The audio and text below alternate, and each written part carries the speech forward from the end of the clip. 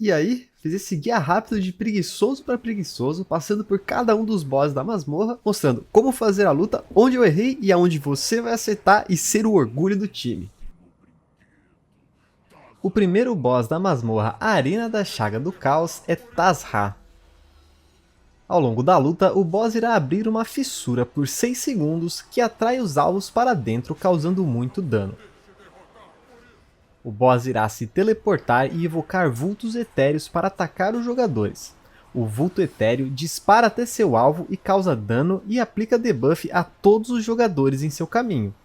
Então, se espalhe pela sala para não correr o risco de ser acertado pelo vulto do seu coleguinha. A skill mais importante e mortal de Tazra são os fragmentos etéreos. 2 estilhaços serão lançados contra o jogador marcado. Se esse jogador for acertado pelos 2 estilhaços, ele irá morrer. Então, a estratégia é que alguém intercepte um dos estilhaços. Atroxos é o segundo boss. Poças de veneno serão lançadas pela sala e causam muito dano, além de aplicar dano periódico, caso você entre em contato com elas. A habilidade Hálito Nóxio é um frontal poderoso e deve ser evitado a qualquer custo. Outra habilidade importante é o Provocar Parasita, que faz com que uma criatura seja summonada de uma das grandes poças de veneno na lateral da sala. Essa criatura fixa em um jogador e, caso consiga acertar seu alvo, aumenta o dano de natureza tomado em 5% para cada hit. O parasita deixa veneno por onde passa, então mate esse AD o mais rápido possível.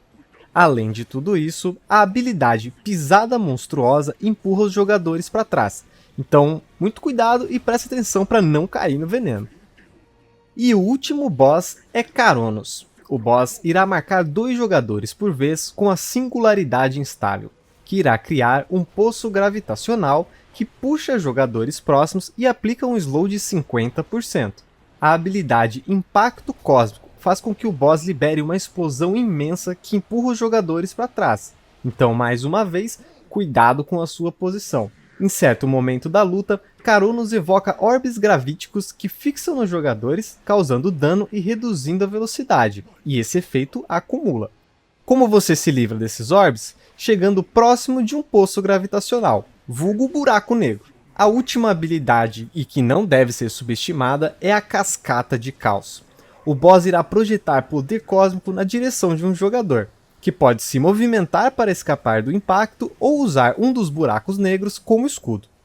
E é isso, masmorra tranquila e rápida. Nos vemos na próxima.